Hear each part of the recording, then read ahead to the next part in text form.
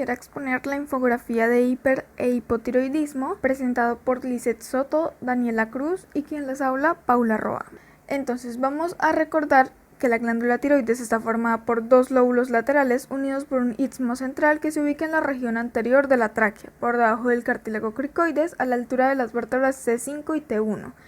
Además, la tiroides se ve regulada por el eje hipotálamo hipoficiario y las hormonas de la tiroides tienen efecto sobre casi todos los tejidos del organismo. Aumentan la termogénesis, el consumo de oxígeno, absorción de glucosa, glucogénesis, glucogenólisis, lipólisis, gasto cardíaco, frecuencia cardíaca, entre otras. Incluso tiene acciones en el crecimiento. Vamos a iniciar a hablar del hipotiroidismo, la cual es una afección en la cual la glándula tiroides no produce suficiente hormona tiroidea. La causa más común de hipotiroidismo es la tiroiditis y en este caso de Hashimoto, que se trata de una inflamación crónica de la tiroides de origen autoinmune. Puede producirse también por un déficit de consumo de yodo, ya que el yodo es indispensable para la síntesis de hormonas tiroideas, y en pacientes que fueron tratados para el hipertiroidismo. También debemos saber que el hipotiroidismo es más común en las mujeres y se calcula que mantiene una relación de 10:1.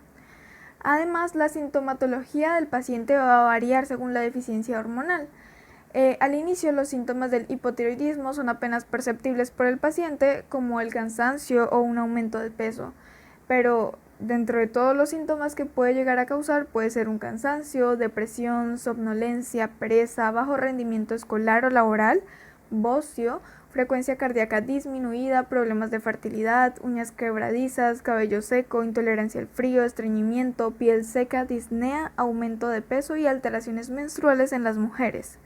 También podemos clasificar el hipotiroidismo según el lugar donde se produzca la disfunción, como hipotiroidismo primario si se localiza el problema en la glándula tiroides, hipotiroidismo secundario si se sitúa el problema en la región hipoficiaria, hipotiroidismo terciario si se sitúa a nivel hipotalámico, y también lo podemos clasificar según el momento de inicio, si este es congénito, o sea que si se presenta al momento de nacer o incluso antes, o si es adquirido y que lo vamos a encontrar normalmente.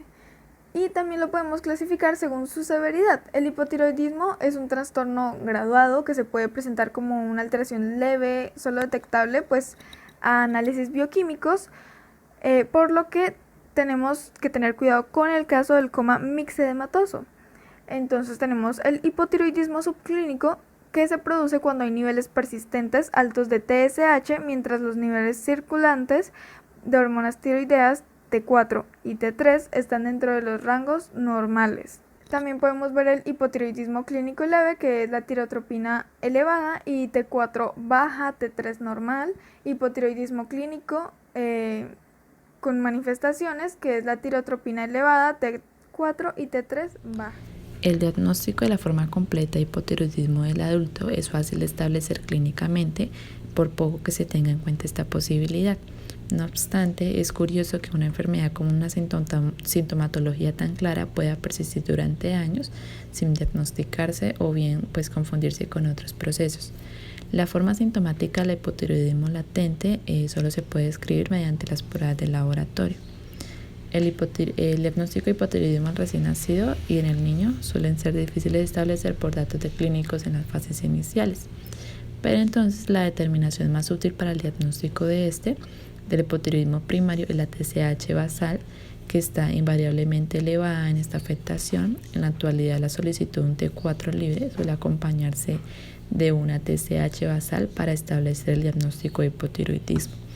La determinación de la T4 total no aporta ventaja alguna sobre la TSH y la T4 libre ante una sospecha diagnóstica, y aún existe la desventaja que tiene la T3, ya que en ocasiones la T3 sérica está poco disminuida o es normal debido a una relación mayor de secreción de esta hormona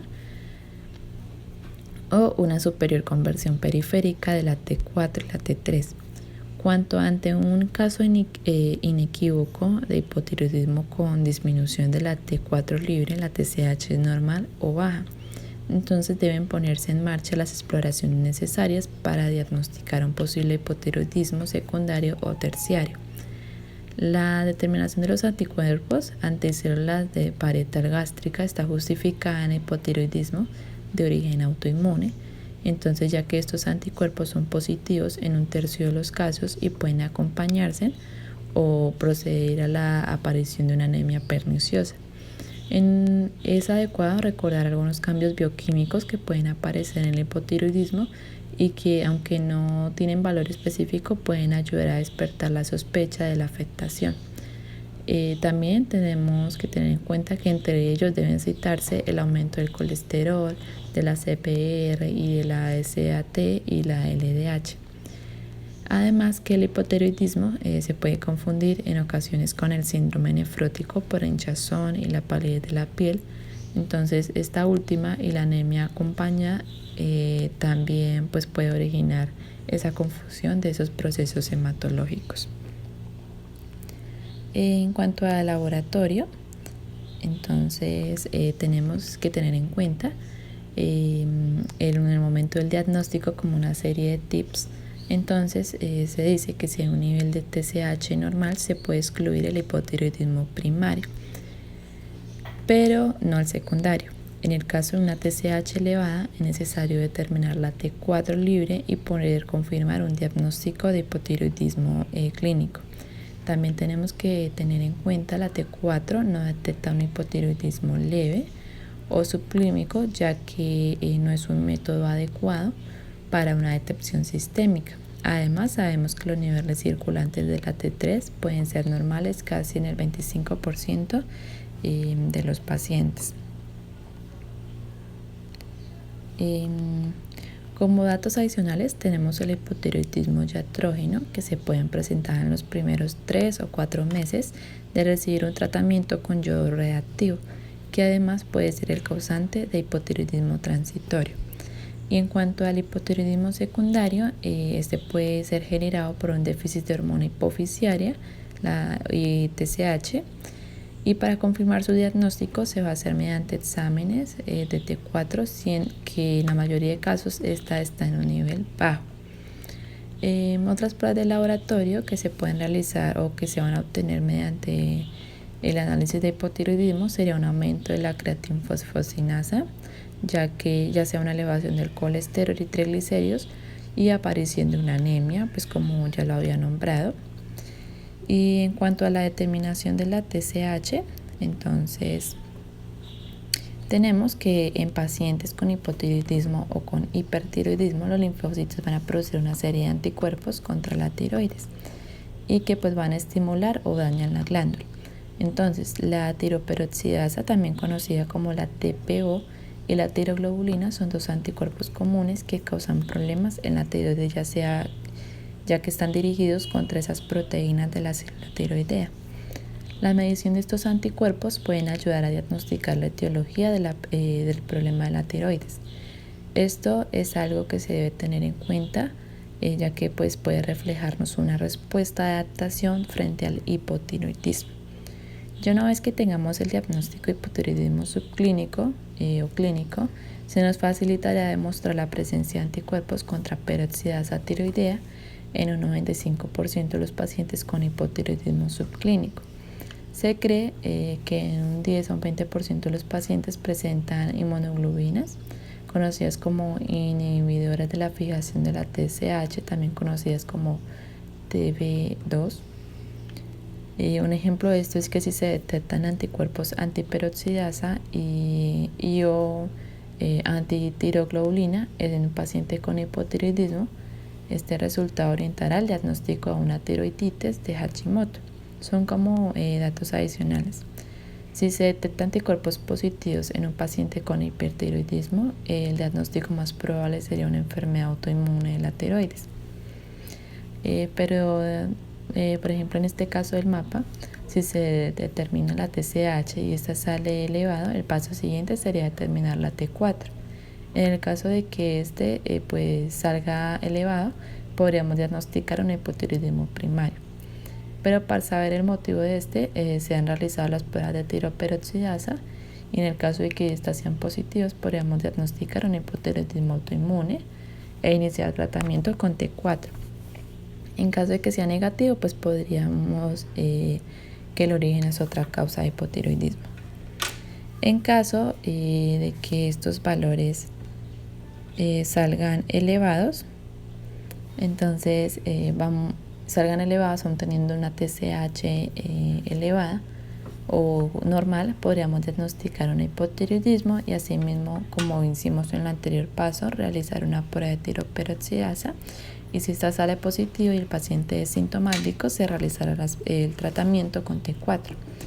Y en el caso de que la tiroperoxidasa sea negativa y el paciente no sea sintomático, se realizará pues el seguimiento anual del paciente. En caso de que la TSH sea normal, entonces se pensará en una posible enfermedad hipofisiaria, y en caso de que no, se realizará pruebas adicionales. En el caso de que si se sospeche una enfermedad hipofisiaria, pues se determinará la T4 libre. Si esta es baja, se podrán descartar los posibles efectos por parte de fármacos o por algún síndrome eurotiroideo enfermo. Por lo tanto, entonces se recomendará la evaluación de la función de la adenohipófisis. En el caso de una T4 normal, no se recomienda realizar pruebas adicionales. Vamos a pasar a hablar sobre el hipertiroidismo, la cual también recibe el nombre de tiroides hiperactiva. ¿Qué ocurre cuando la glándula tiroides produce más hormonas tiroideas de las que su cuerpo necesita? El exceso de las hormonas tiroideas induce a un aumento global del metabolismo, con una elevación del gasto energético, de la producción de calor y del consumo de oxígeno. También va a aumentar la síntesis proteica, pero va a predominar más que todo el catabolismo. También la piel se va a hacer fina, aumenta la caída del cabello, las uñas se vuelven muy frágiles. El exceso de hormonas tiroideas pues puede aumentar también la motilidad intestinal, por lo que van a aumentar el número de evacuaciones. Va a haber una sobrecarga del aparato cardiovascular, aumentando pues las necesidades tisulares por el oxígeno, el exceso de calor. Puede haber también aumento de la frecuencia cardíaca y pueden llegar a aparecer arritmias. En el caso del sistema neuromuscular, también podemos ver que el paciente va a manifestar nerviosismo, irritabilidad, insomnio, trastornos mentales, y también puede estos oscilar entre ansiedad, delirio, temblor e incluso hiperreflexia. Vamos a ver algunos síntomas como nerviosismo, irritabilidad, fatiga, debilidad muscular, problemas para tolerar el calor, insomnio, temblor, generalmente en manos, latidos cardíacos irregulares, deposiciones frecuentes o diarrea, pérdida de peso y cambios de humor, e incluso también acá vamos a ver bocio. Existen algunas causas del hipertiroidismo, como la enfermedad de Graves, que es un trastorno autoinmune en el que el sistema inmunitario ataca la tiroides y hace que se produzca demasiada hormona, que es la causa más común. Al ser un trastorno autoinmune, hace que la prevalencia en mujeres sea muchísimo más alta que en hombres. También vemos los nódulos tiroideos como otra causa, que simplemente es un crecimiento de la tiroides, suele ser benigna, pero estos pueden volverse hiperactivos, es decir, que van a empezar a producir demasiada hormona tiroidea. Estos son más comunes en los adultos mayores. También podemos ver la tiroiditis, que es una inflamación de la tiroides y hace que la hormona tiroidea almacenada se filtre fuera de la glándula tiroides, y esto nos causa el hipertiroidismo. Y también podemos ver demasiada medicina para la tiroides. Esto ocurre en los pacientes que principalmente son hipotiroideos.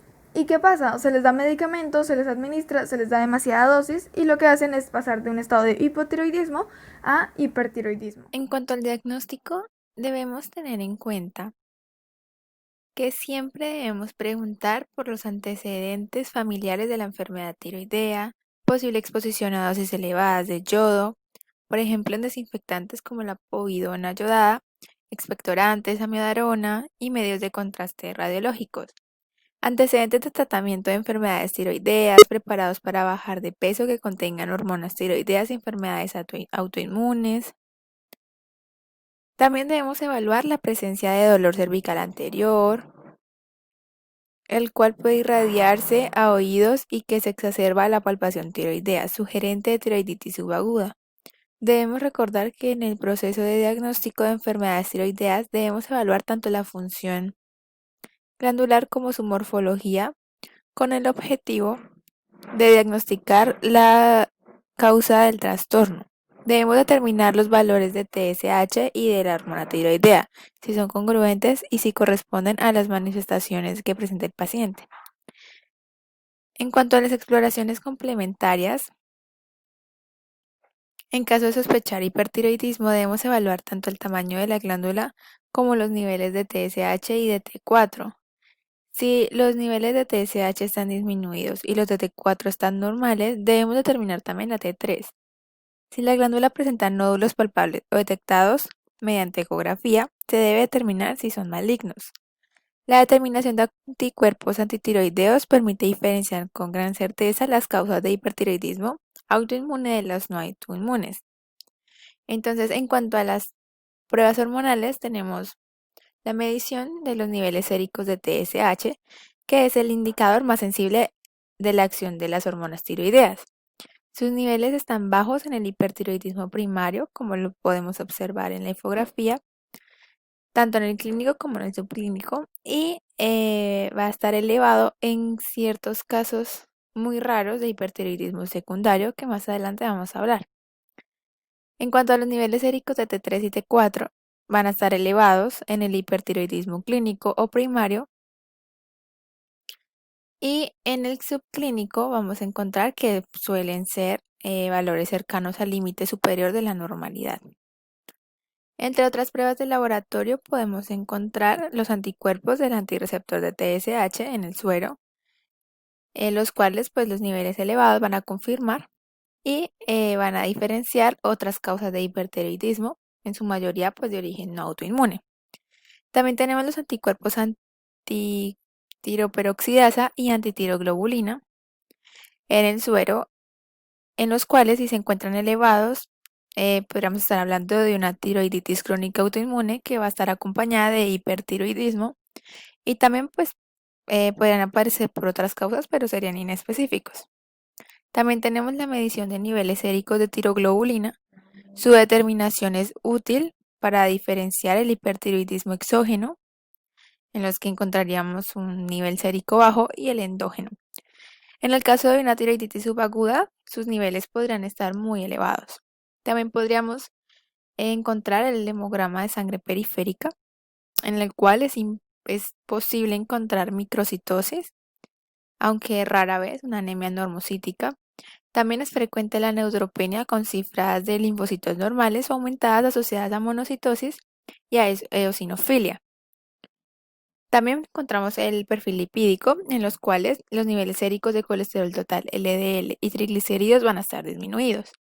Vamos a encontrar un aumento de la actividad de la ALT y la fosfatasa alcalina en el suero, y niveles séricos de calcio total y libre levemente elevados.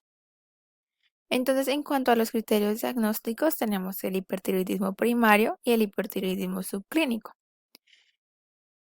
En el hipertiroidismo clínico o primario encontramos una disminución de los niveles séricos de TSH y un aumento de los niveles de T4 o T3. Además, pues del conjunto de síntomas característico del cuadro. También podríamos encontrar rara vez un hipertiroidismo secundario, en los cuales los niveles séricos de T3 y T4 van a estar elevados y los niveles de TSH elevados o dentro de la normalidad. También encontramos el hipertiroidismo subclínico, en el cual los niveles séricos de TSH van a estar disminuidos, pero los niveles séricos de T3 y T4 van a estar dentro del rango normal. Si los niveles bajos de TSH persisten, debemos realizar un diagnóstico diferencial con el fin pues, de establecer como tal la causa endógena del exceso de la hormona tiroidea.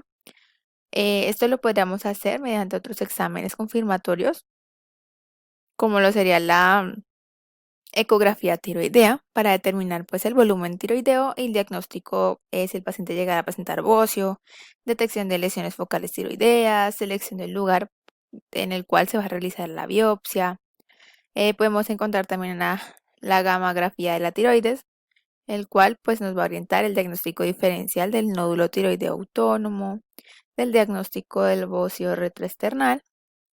Y tenemos otra prueba que se llama la captación de yodo, la cual va a permitir diferenciar las causas de tirotoxicosis debidas a un aumento de síntesis hormonal y captación de yodo, de aquellas en que la síntesis hormonal y la captación de yodo están disminuidas, como por ejemplo en una tiroiditis aguda. Sin embargo, esta prueba está contraindicada tanto en el embarazo como en la lactancia.